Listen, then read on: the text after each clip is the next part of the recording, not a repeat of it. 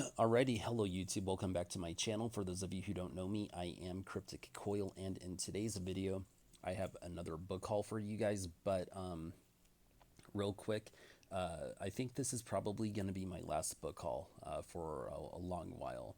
I just think that my book hauls are probably getting a little bit played out.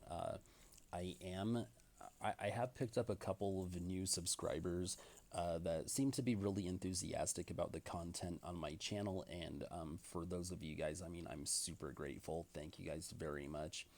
But I'm just not like really growing, and I'm also afraid that just due to the fact that my life has been really busy, like crazy busy, and I've not only has my life gotten busier, I've kind of suffered from some bad luck that's happened in the last 6 months, like my car getting stolen, for instance. So inconveniences like that I just wasn't able to prevent. I haven't had a lot of time for reading, and then crazy mandatory overtime because things at work are going a certain way, and they've been needing me specifically to work some overtime and quite a bit, and I oftentimes get like less than 24 hours notice. I just haven't had time to read. I haven't even finished reading Lois Duncan's A Stranger with My Face, and I'm like 80% of the way through. So I would really love to get into like book reviews, but I just haven't been able to find the time. I'm sorry. But it's on the horizon. I mean, it really is. But without any further ado, let's go ahead and get started. I have some books over here. We'll go ahead and jump into it. First things first. Okay, these are hardbacks that I'm trying to get out of the way. So, in one of my like more fairly recent book hauls, it was like an Rl Stine Fear Street book haul. I received a paperback copy of what was it? Superstitious. I'm looking at it right here. And I mentioned that once upon a time I had found a used copy in a thrift store at a great price, in great condition, and I didn't pick it up. And I regretted not picking it up all these years later. Guess what I found today? A hardback copy of Superstitious by Rl Stine. Now you see that? I believe that at one point in time this book probably had a sticker on it. Somebody removed the sticker and some paint came off. Other than that, I mean, this book is in perfect condition. It still has a Hastings sticker on the back. Yeah, I mean, I believe it's a first edition. I'm not 100% sure, but I think it is. Copyright 1995, first printing September 1995. So I think it's first edition. So that's really cool. Let's just stick with paperbacks real quick. So right here I have Kiss the Girls by James Patterson. Now this is book number 1 in the Detective Alex Cross series, and I am a fan of the Detective Alex Cross series, except I haven't read them all.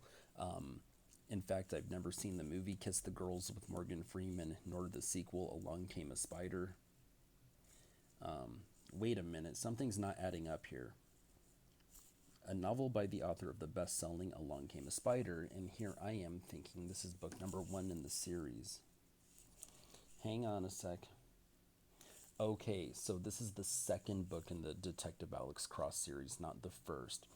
But this is a first edition printing, so I'm very proud and excited to own this. Excuse me. Let's see. All right, so you see this right here?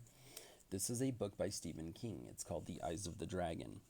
And this is actually the prequel to the Dark Tower series. This is the origins of Randall Flagg and Roland the Great, the gunslinger. So This is the book that kind of precedes that. There's some artwork in it. When I was like in third grade, that was the year that I really fell in love with reading, because that was when I got my first Goosebumps book and found out about Rl Stine, and the rest is history. But we moved to another state, and that's where I, fell in love with Goosebumps and whatnot. And there were these kids that lived in my neighborhood, and I used to play outside with them. And one Saturday morning, I went to their house, and we were in their living room, and their mom had a bookshelf, and on the bookshelf were some of the same Stephen King books my dad had at home on our bookshelf. And I saw this book, and I was like, whoa, my dad doesn't have that one. And so their mom was like, oh, well, I bought this for my ex-husband, who was no longer in the picture. She was a single mom raising my friends. And there's an inscription in this book, to Patrick, with all of my love, Joy, January 16th, 1987. And I was like, huh. So, I went home and I double checked the family bookshelf to see if my dad had a copy of this in his collection, and he didn't. So what I did was, later that night, after my mother had put us to bed, and when my parents went to bed themselves, I snuck out the bedroom window. Okay, and I went and I jumped my friend's fence, and they had a sliding glass door. So I opened the sliding glass door after they were asleep. They had left it open. And, well, actually, they had a doggy door. So I crawled in through the doggy door. And I went through their living room. And I took this book off the shelf, and I brought it home. And I put it on my family bookshelf. And I just figured my dad would want it for himself. Okay, that did not happen. The mother gave it to me. She gave it to me, and it meant a lot to me that she gave it to me. But I didn't read it until I became an adult, and it's in pretty rough condition. I mean, the spine is holding up, but I mean, there's a little bit of water damage. I doodled on it and stuff, and I was hoping to find one in better condition, and I did. The dust jacket's a little bit torn up here, but some scotch tape will fix that. Or not scotch tape, masking tape. No, is it scotch tape? Yep, it's scotch tape. We'll fix that, but otherwise the pages are in beautiful condition. The spine is nice and sturdy. This book could not have been read more than once, if once at all. This was a really good book. I really enjoyed it. So it's nice to have one in this condition. Also in hardback, I have this copy of Burning Up by Caroline B. Cooney. Now, I read the summary on the inside of the dust jacket, because the summary is not on the back of the book. And it sounds like something that could either be like, really good, or something that will turn out to be not quite as good as it could have been. I'm not too eager to read this one, but I am proud to have it and add it to my Caroline B. Cooney collection. And lastly, in hardbacks, I have this copy of V.C. Andrews' Into the Darkness. Now, I don't know what this is about, but I thought the cover looked good. It was in pretty decent condition. It came with a thrift store sticker on the spine. I removed the sticker, and of course some paint came off with it, but that's okay. I didn't really grow up reading V.C. Andrews. I did attempt to read Flowers in the Attic, but it was just disturbing to me for the wrong reasons, so I never finished it. But in this corner of BookTube, where people around my age who are into, like, Christopher Pike and Rl Stine and Goosebumps and Fear Street and whatnot, some of those folks, they tend to be into V.C. Andrews, so I just kind of picked it up on a whim. Let's see, what else do I got? Let's go with some more Rl Stine books, okay? So In a fairly recent book haul, I found this copy of Killer's Kiss in the Fear Street series, and it's got the embossed Rl Stine logo and Fear Street logo, and the cover is in like pretty good condition. There's a little bit of creasing down here, but that's so negligible. This is worthy of being a collector's copy for me, and I didn't have the heart to ruin it and read it, so I was hoping to come across a reading copy, and I found a reprint with this cover, so this will be my reading copy. So I'm really happy to have those in my collection, because as far as the original Fear Street series goes, the original 51 or 52 books in the series, Killer's Kiss is actually one of the rarer ones. Harder to come by and kind of costs more money if you buy it on its own online. I found this copy of Three Faces of Me, and this is definitely for R.L. Stine's younger audience. This was a library copy for an elementary school. And what year did this come out? It came out in the year 2000. Okay, so and then I found this copy of The Nightmare Room, which is, I guess, a series. I guess book 2 is called Locker Number 13. Now, I already have these books, but I have them in a collector's hardback edition. So that's actually really cool. I found this reprint of The Scarecrow Walks at Midnight. I did not have the original Scarecrow Walks at Midnight when I was a child. This thing's in pretty good condition, except whoever owned it last spilled nail polish on it, so you can see, and some of it got on the pages. I had to work a little hard to unstick the pages together, but luckily the pages were not damaged, and aside from just a little bit of staining right here, it's actually not too bad. I mean, this is in pretty good condition. I'm happy with it.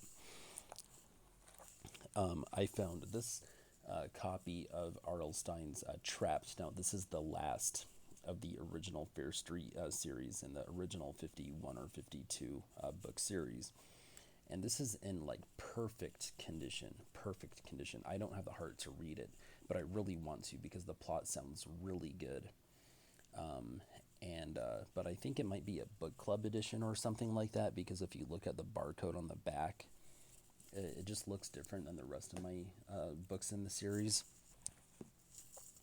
And then some of you may know that I already have a collection of the Fear Street books called The Beginning, and it's got like a white cover with some pink and purple shades, and it actually has the first 4 books in the series, including The New Girl, The Surprise Party, and The Overnight, and Missing.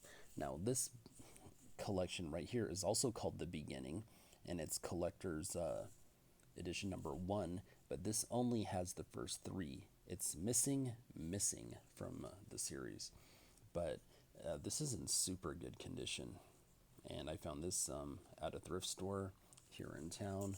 Pages are in pretty decent condition. They're starting to yellow a little bit, but it's really not that bad. And as far as R.L. Stine books go, I believe that's the last of it. I have a couple of other things that I'd really like to show you. First thing, I am over the moon about this. Okay, so I showed you guys once, I think it might have been in my Christopher Pike collection video. I have this copy of number 19 in the Spooksville series, The Night of the Vampire.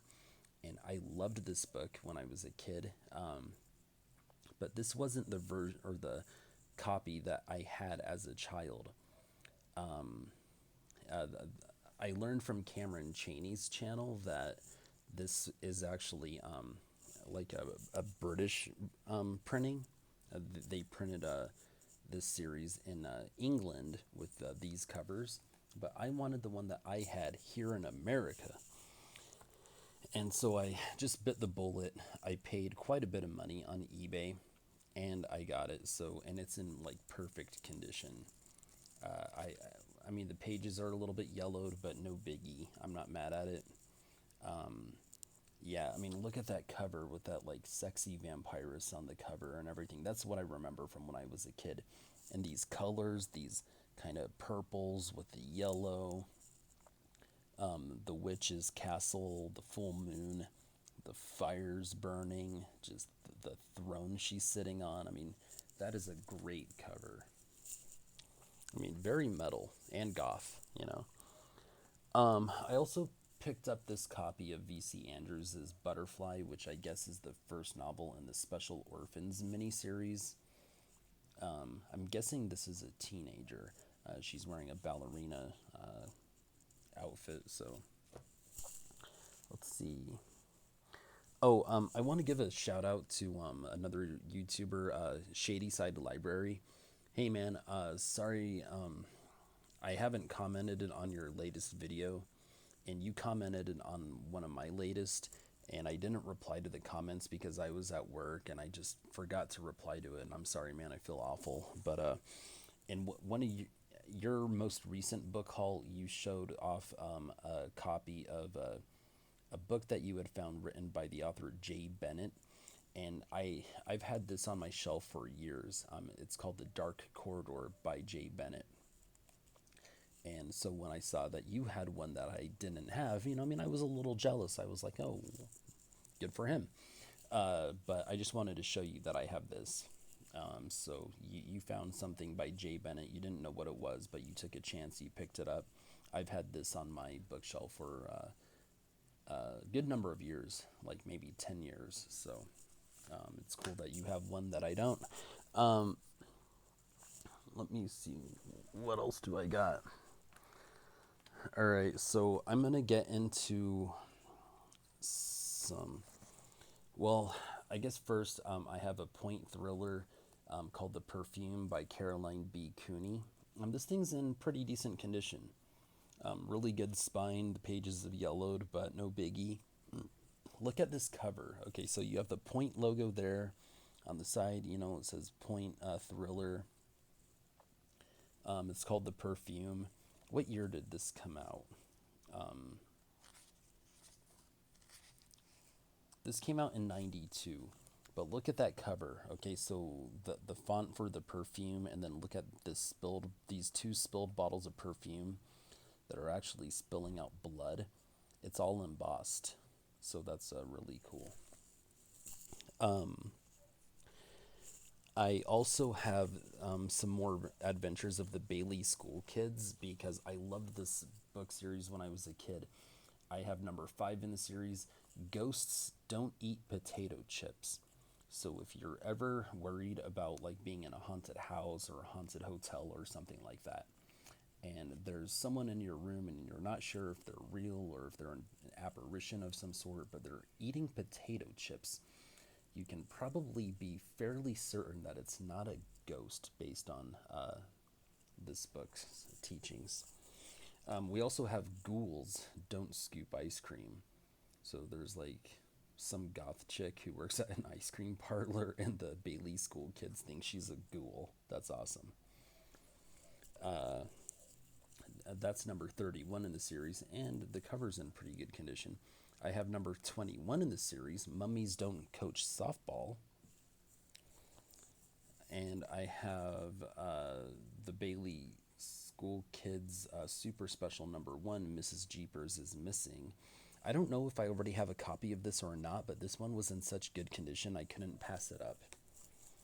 And then I have number 14 in the series, Monsters Don't Scuba Dive. There it is. Alrighty. We're making some good headway here. Okay.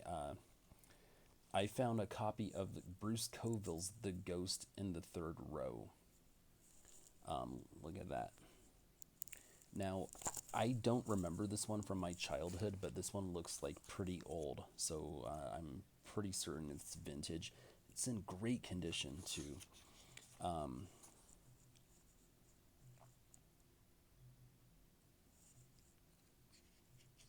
Hang on a sec. I want to see what year it came out. 1987. Okay, cool. Yeah, I just remember this kid in my third grade class, and I'm always talking about third grade on this channel. I don't go around, like, in my real life talking about third grade like it was, like, this time in my life where I peaked or anything. I promise. It's just on with you guys because of what we do on this channel, I swear. But, I remember this kid in third grade, he was, like, a really big Bruce Coville fan, and so just because there's some nostalgia there. I tend to pick up Bruce Coville books, but only the ones I'm interested in because I didn't have the same love for him when I was a kid. I found this book by Betty Wren Wright. Now, because also in third grade, second grade, I purchased The Ghost of Vern EP from the book fair, but I didn't read it until third grade. And I remember enjoying it. So some of you who've watched my book hauls, you guys know that I'm a fan of Betty Wren Wright for that reason, because there was some nostalgia there. I found this book called Christina's Ghost, and look at how creepy that is. This little girl just minding her own business, playing on a tree swing, and then this little ghost boy who looks like his mom really wanted him to be in the Navy. It's just like pointing at her. Like, that's kind of. And the tagline is, "What does the ghost want from her?" Because that's what I'd be wondering if I were her. Let's go ahead and read the summary on back because I didn't know about this one, and it's in pretty decent condition. So, you mean he's a ghost? The last thing Christina wants to do this summer is stay with grumpy Uncle Ralph in his old Victorian house. She's sure she'll have an awful time, but on her very first day there, Christina meets a sad, mysterious little ghost boy who seems to need her help. Soon Christina discovers the house contains a mystery that was never solved, and the ghost boy has something to do with it all. But how can she make Uncle Ralph help her solve the puzzle? What is the evil, chilling presence that lurks in the attic, and why is it trying so hard to frighten her away? Okay, that sounds pretty interesting, you know.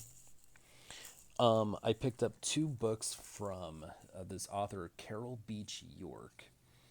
One of them is this Apple paperbacks, and I love finding vintage Apple paperbacks.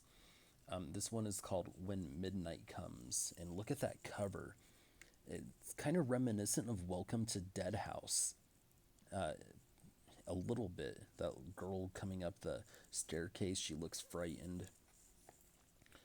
Let's go ahead and read the summary on back of this one as well. But first, let me get off this blasted, cursed, darned thrift store sticker off the spine before I go crazy. Sorry about that, folks.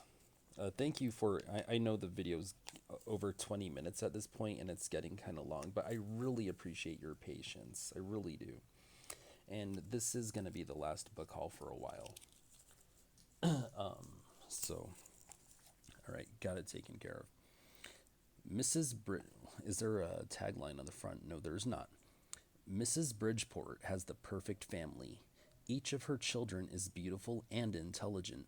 Their big, beautiful house could only highlight their happy existence. Then Wilma comes to visit, Mrs. Bridgeport's niece. With her drab, stringy hair, her cheap, ill-fitting clothes, her weak eyes behind thick glasses, she doesn't quite fit in. Suddenly, things are going wrong, terribly wrong, and the clock begins to tick, where it didn't tick before. Mrs. Bridgeport's family isn't looking so good, not like usual. There is something ominous in the air. Is Wilma to blame? Okay, so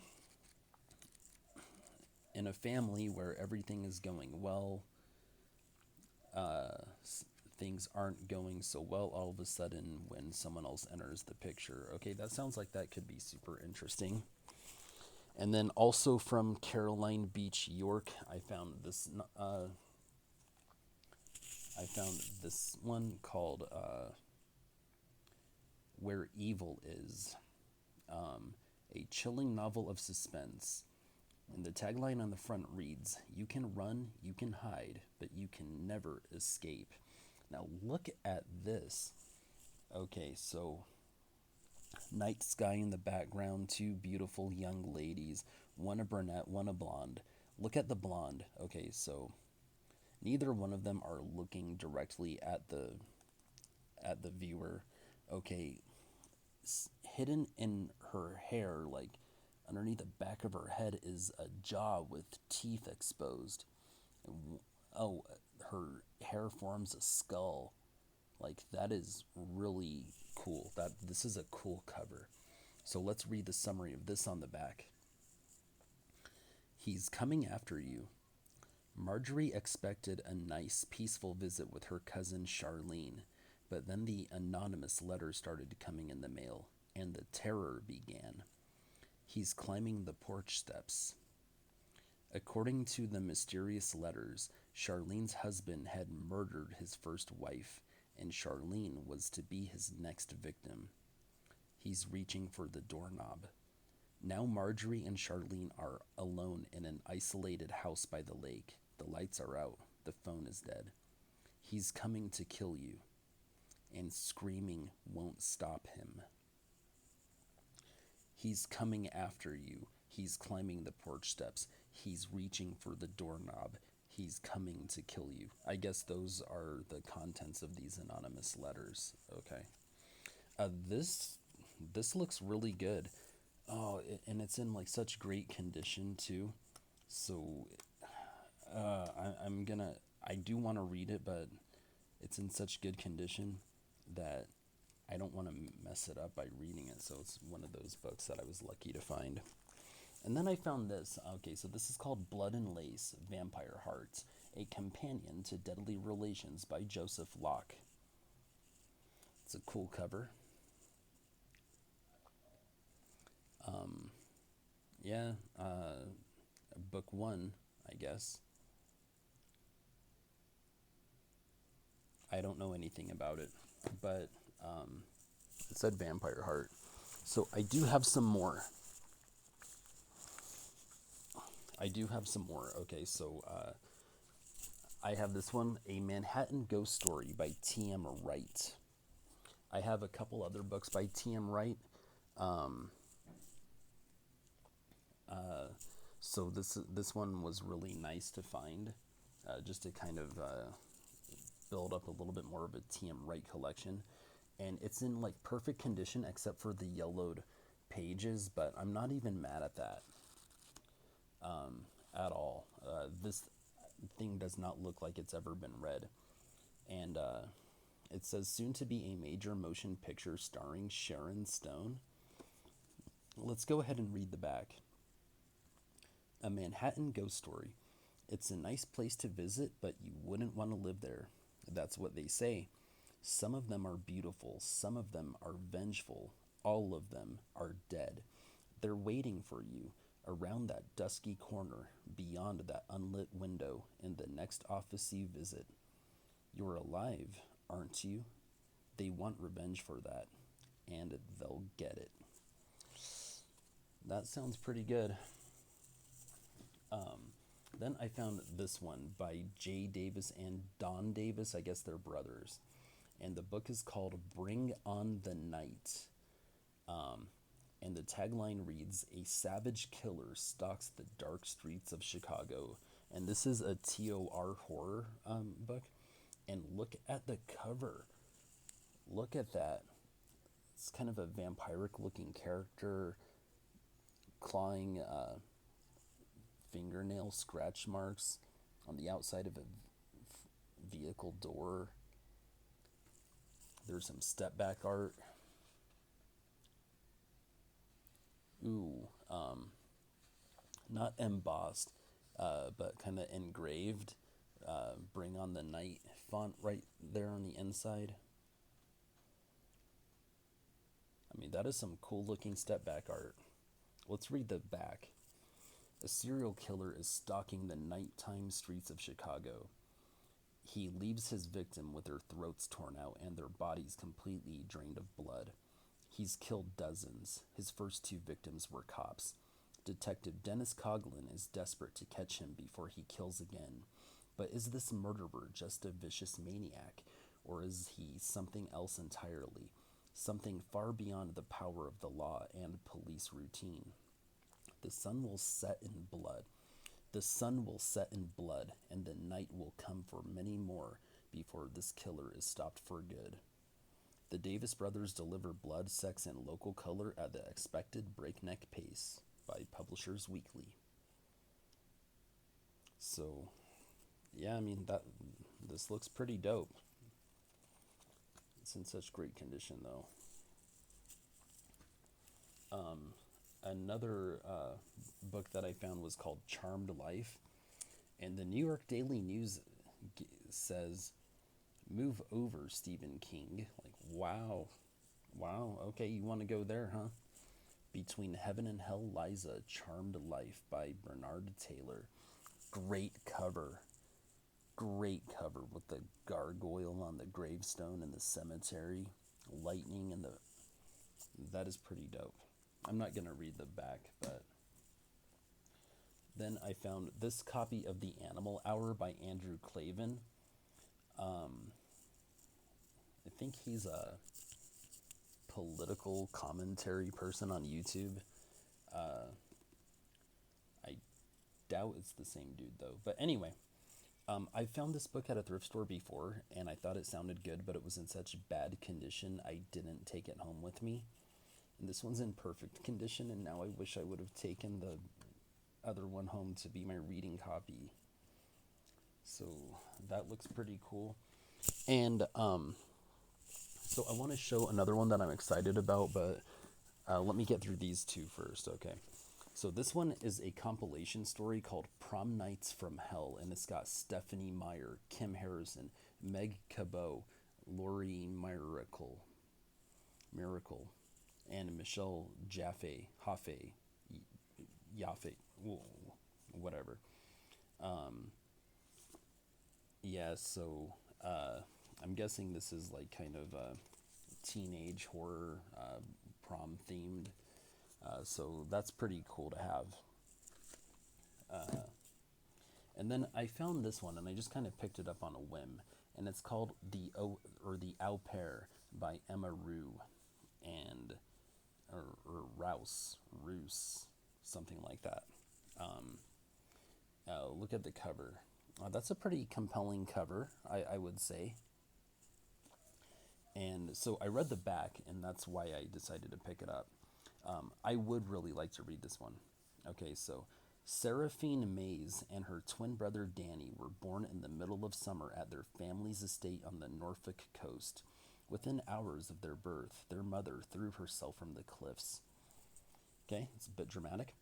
The au pair fled, and the village thrilled with whispers of dark cloaks, changelings, and the aloof couple who drew a young nanny into their inner circle.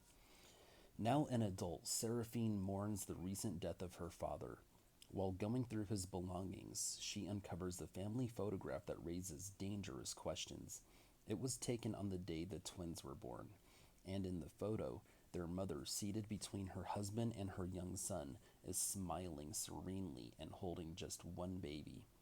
Who is the child, and what really happened that day? So this is a novel of suspense, and that sounds pretty good. So I picked it up. Last, I want to show you this by S.P. Somtow, okay, author of Moondance, Vampire Junction. Now look at that cover. That is a great cover. The book is called Vampire Junction. And let's go ahead and read the back. Welcome to Timmy Valentine's world. Valentine is a pop star, the idol of millions of young girls and boys. His voice would make the angels weep. His eyes hold you in thrall. Timmy appears to be about 11 years old. He is actually over 2,000. Timmy Valentine is a vampire, and though our modern skeptic Gage refuses to believe, Timmy has come to realize that he is in danger as never before. Too many people have seen him. Photos and recordings survive as paintings and sculpture never could. Soon someone will realize that Timmy Valentine has never grown up. So let's go ahead and see what year was this born. So this was 1984. The first tour edition, July 1991. So I guess this is the 1991 edition, and it's also a tour horror. Now, the video's almost over. So this book is in like great condition, except the paint came off with a cursed thrift store sticker. It's like my kryptonite, man. But hang on, I'm gonna be right back. I'm gonna grab something off my bookshelf.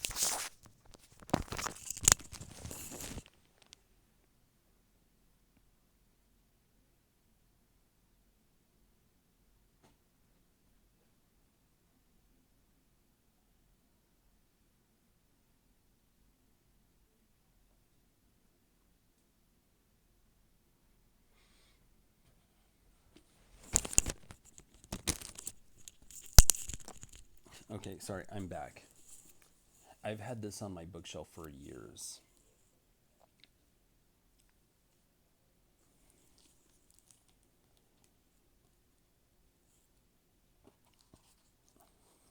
And the pages aren't even yellowed or anything. First edition, August 1984.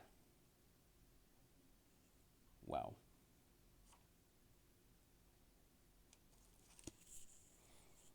Yeah, so, and it says Starblaze edition.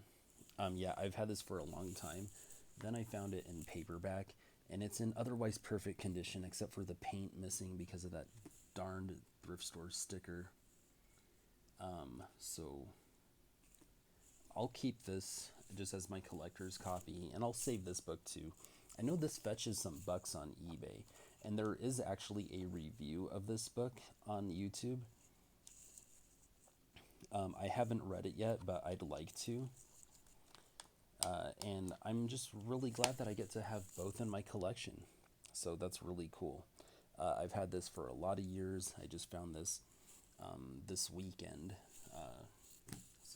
Yeah. I think I did really well. I think I did very well. I think this was like a really legit book haul.